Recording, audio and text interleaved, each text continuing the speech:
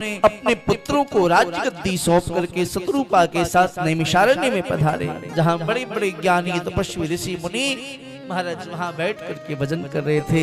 जाकर गोमती जी में स्नान किया है और स्नान करने के पश्चात सिद्ध ज्ञानी मुनि राजर्षि से भेंट हुई उनकी।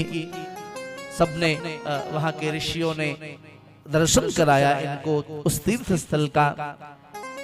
राजा ने रानी मुनियों के साथ जो भी वस्त्र आदि धारण किए थे, रत्न आदि धारण किए थे, सब बांट दिया है। और बाद में वल्कल वस्त्र धारण करके, मलिन वस्त्र धारण करके और द्वादशाक्षर मंत्र संतों से प्राप्त किया और उसको प्रेम सहित जप करने लगे। द्वादश अक्षर मंत्र पुनि जप ही सहित अनुराग। वासुदेव पद पंकरो दंपति मन अति लाग। महाराज भगवान वासुदेव के चरण कमलों में मनु जी महाराज देवी शत्रुपा का मन लग गया। जैसे आपने पूर्व में भी भक्तों के विषय में सुना है, पहले साग फिर कंदमूल आहार करते हुए भजन करते रहे, बाद में उसका भी त्याग कर दिया। सिर्फ फल फूल खाने लगे, बाद में उसका भी त्याग कर दिया और हवा पी करके भजन करने लगे। मन में यही अभिलाषा है कि भगवत दर्शन हो जाए। 6000 वर्ष तक जल के आधार पर रह करके तप किया। 7000 वर्ष तक वायु पी करके भजन किया नैमिषारण्य की भूमि में। 10,000 वर्ष तक वायु का आहार भी छोड़ दिया। प्राण वायु को ब्रह्मांड में स्थित करके एक पैर पर खड़े होकर के मनु जी ने नैमिषारण्य में तप किया 10,000 वर्ष तक। भगवान ब्रह्मा विष्णु शंकर सब मनु महाराज के पास वरदान देने के लिए आए, परंतु राजा और रानी जो है वह तप से पृथक नहीं हुए, विलग नहीं हुए। शरीर की अवस्था यह हो गई कि हड्डियों का ढांचा मात्र शेष रह गया, हड्डियों का ढांचा मात्र शेष रह गया, लेकिन फिर भी प्रसन्न है। भगवान ने अपना अनन्य सेवक जान करके आकाशवाणी करवाई। देखा जब ये जाने के बाद भी नेत्र नहीं खोल रहे तो आकाशवाणी करवाई। भगवान ने जैसी आकाशवाणी की इन्होंने ध्यान पूर्वक श्रवण किया। मृतक जियावनी गिरा सुहाई, अब मृतक जियावन गिरा सुहाई। मृतक जियावनी गिरा सुहाई, मृतक जियावन गिरा सुहाई। श्रवण रंग हुई और जब आई, श्रवण रंग हृष्ट पुष्ट तन भय सुहाए, हृष्ट पुष्ट तन भय सुहाई। हृष्ट पुष्ट तन भय सुहाए, हृष्ट पुष्ट तन भय सुहाई। मानहु अबहि भवन ते आए, मानो भवई भवन ते आए। मानहु अबहि भवन ते आए, मानो भवई भवन ते आए।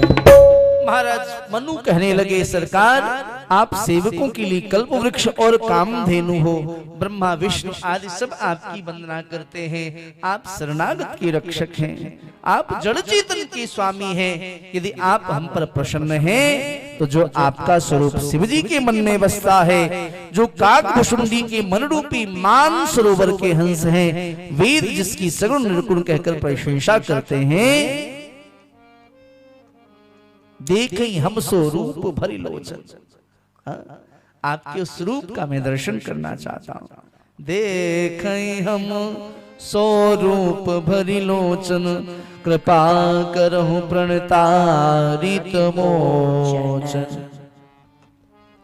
मनुष्य रूपा के वचन भगवान को अत्यंत प्रिय लगे, उसी कारण से भगवान ने भक्त वत्सल कृपा की और सर्वसमर्थ होकर के मनुष्य रूपा के सामने प्रकट हो गए। भगवान का अद्भुत रूप दर्शन किया है, श्री चरणों में प्रणाम किया है। बोली भक्त वत्सल भगवान की जय।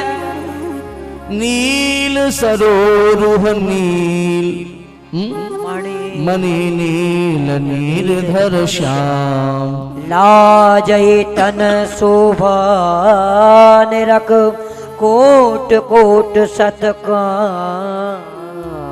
भगवान का अद्भुत रूप। हाँ?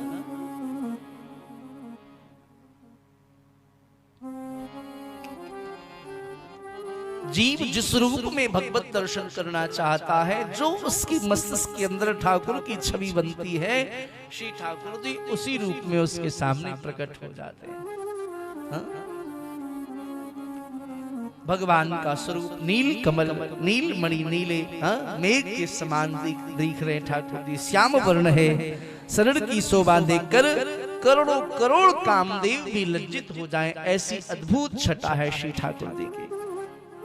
भगवान का मुख शरद चंद्रमा जैसा लग रहा है, लाल लाल बिंबा फल के से होठ हैं, दांत ही सुंदर श्री ठाकुर जी के लग रहे हैं। महाराज नेत्रों की जो छवि है कमल के समान है। नमः पंकज नाभाय नमः पंकज मालिने नमः पंकज नेत्राय नमस्ते पंकजांघ्रय। भगवान का अद्भुत रूप मनु और शत्रुप का मन नहीं भर रहा है। दोनों ने भगवान के चरणों का स्पर्श करके और दंड की तरह श्री चरणों में गिर गए। भगवान ने तुरंत उठा लिया और कहने लगे, आप मुझे प्रसन्न जानकर जो आपके मन में इच्छा हो आप वरदान मांग लीजिए। जो आपकी कामना हो मैं आपकी कामना को पूर्ण करूंगा। अब महाराज भगवान के रूप को देखा, अब और कुछ थोड़ी अच्छा लगे। जिसकी रचना इतनी सुंदर वो कितना सुंदर होगा। श्री ठाकुर जी का यह रूप देखा, आशक्त हो गया मन। ऋषि याज्ञवल्क्य कहते हैं भरद्वाज जी से, महाराज भगवान को देखा सामने, अब कामना हो रही है कि आप ही मेरे पुत्र बन करके आ जाओ, लेकिन कहें कैसे? मर्यादा भी कोई चीज होती है। पिता को कैसे कहें कि आप पिताजी मेरे बेटे बन के आ जाओ?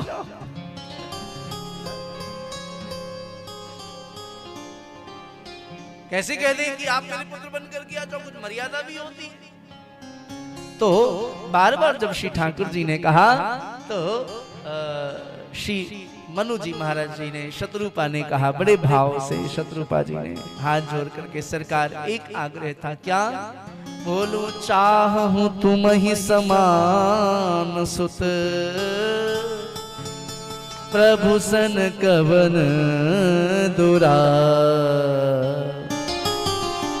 आप पुत्र चाहिए नहीं, चाहूं तुम ही समान। धक्के बोला, पिता के सामने कैसे कह दे कि आप पुत्र बन करके आ जाओ? अमर्यादित बात होगी। महापुरुषों के पास जाएं, देवालय में जाएं, सत्संग में जाएं, तो वहां मर्यादा का बहुत ख्याल रखने की आवश्यकता होती है। भगवत दर्शन करने जाएं तो भगवत दर्शन करते करते भी 16 अपराध लग जाते हैं। माला करते समय भी 16 अपराध लगते हैं, इसको नामापराध कहते हैं। भगवत दर्शन करते समय भी सावधान रहने की आवश्यकता। वहां भी दर्शन करने गए फिर भी अपराध लग गया। कभी भी जाए तो श्री विग्रह के सामने कभी ऐसे